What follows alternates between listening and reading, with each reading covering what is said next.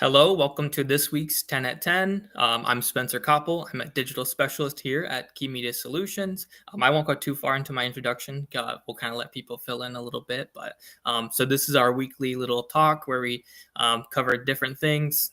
This week, and usually whenever me and Madison have our 10 at 10 together, it's talking about social media. So we'll kind of cover that a little bit today. But yeah.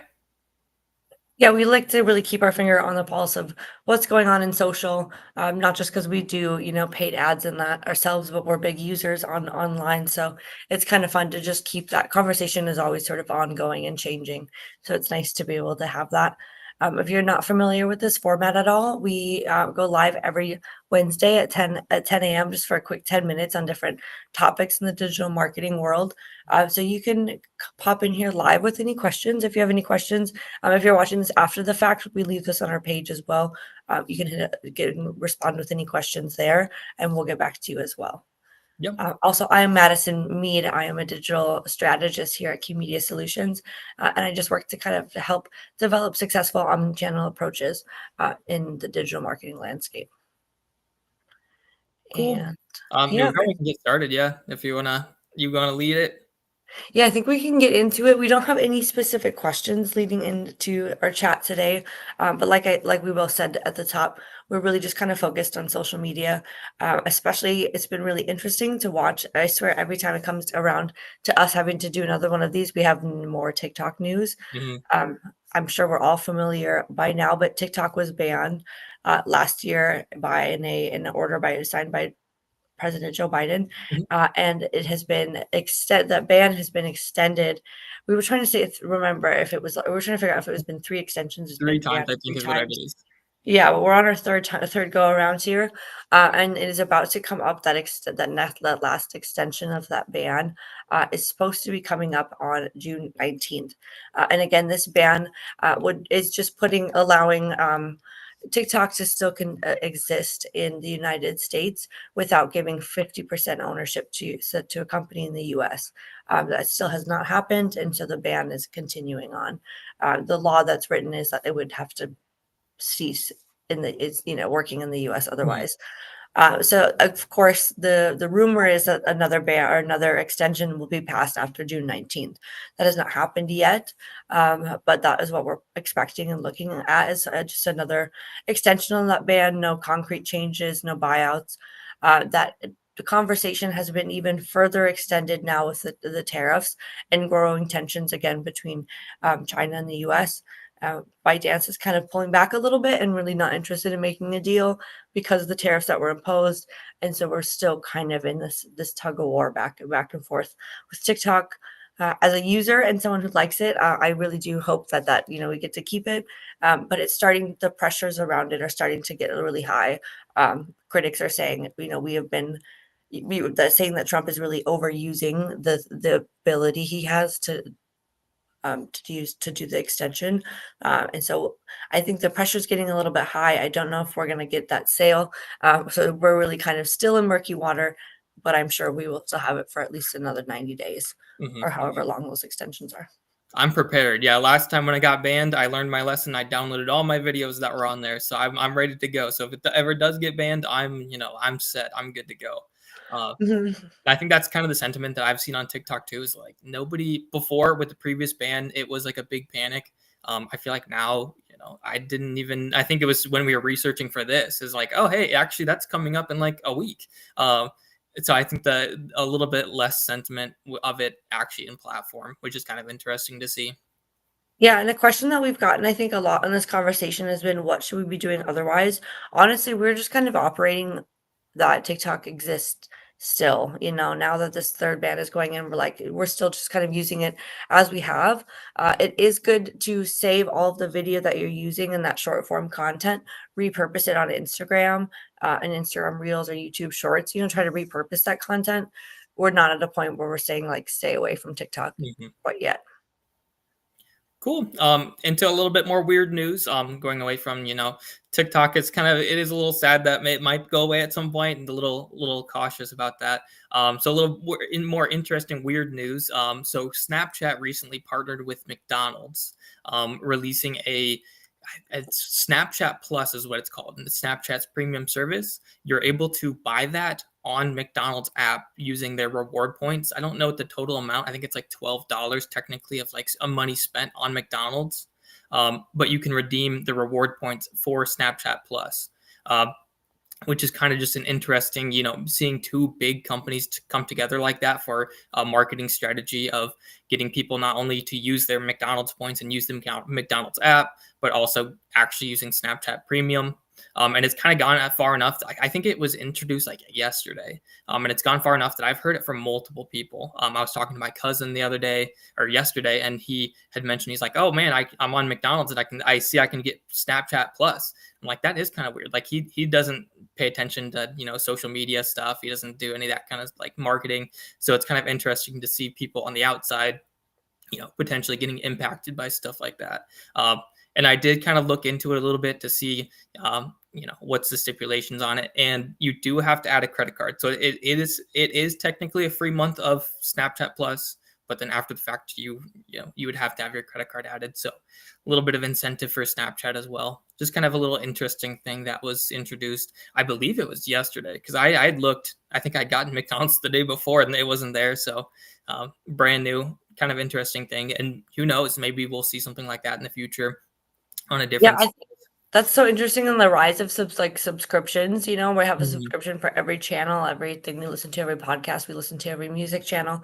And so it'd be interesting to see that, starting to see that as advertising space. Mhm. You can, between the two, like we're gonna not only sell you this premium service, but we're gonna partner with a fast food company. Yeah. You can use it, pay for the service that way. That's a really interesting sort of model. Yeah, and I mean, who knows? Like, yeah, it could be streaming services in the future. Who knows? And it probably. I think most other apps have reward systems like that, so it might not be limited to just McDonald's. It might be, like a Wendy's or something, and it might be streaming services like Netflix.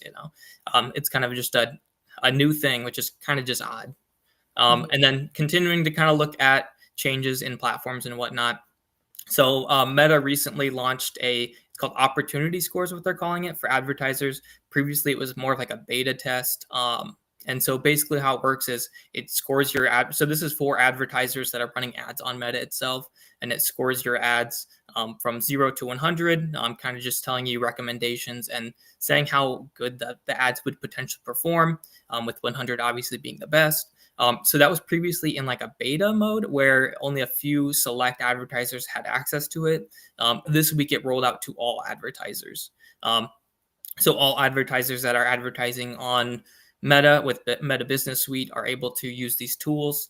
And from what I can tell, it's pretty similar to like what Google Ads offers, where they also have like an optimization score where, they'll kind of give suggestions and whatnot to, helping actually get your ad developed and projecting further.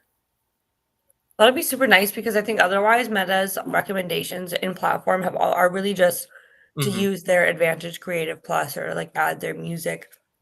So it'd be nice to have some more like critical feedback, I think, in platform. Yeah, no, I definitely want to take a little look in depth to see what it is because yeah, their previous recommendations were like, yeah, you should toggle this setting on. It's like I don't really want to use that setting. Like it's off Uh, for a reason. That's not helpful. Yeah, Yeah. and so that usually was the recommendations before. So I haven't delved into it too much because it just launched for everyone recently. So it would be something to, hopefully there's some good recommendations about use reels, use different sizes, stuff like that. Mhm.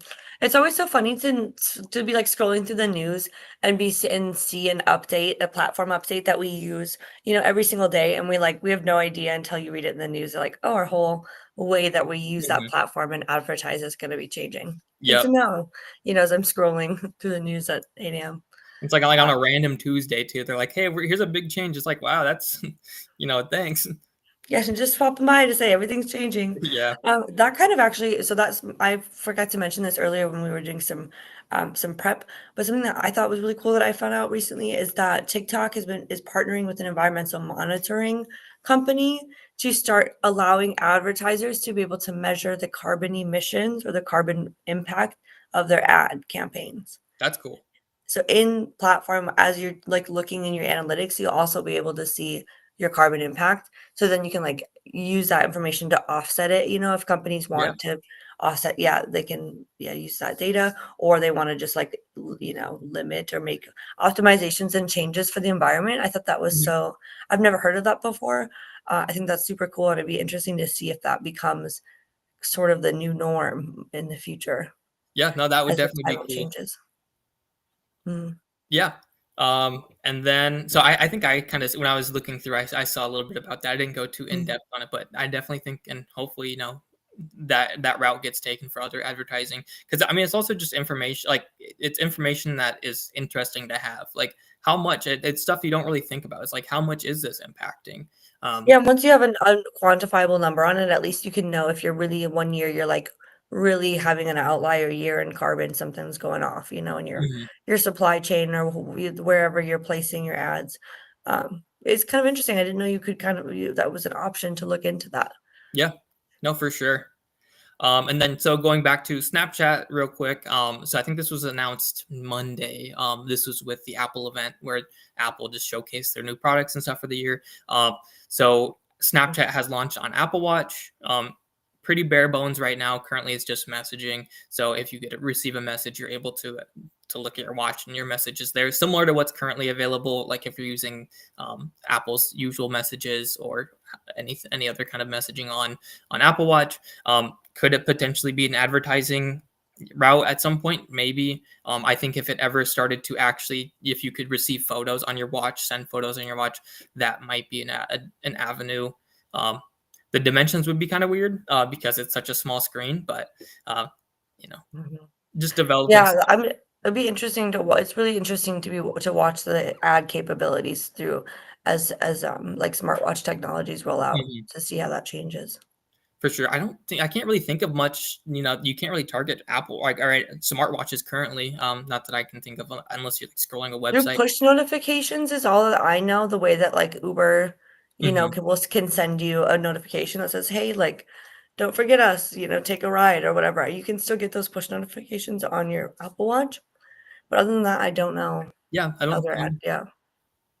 so that might be a cool stream at some point to have, like, Apple Watch or watch targeting. Might be kinda cool. Yeah.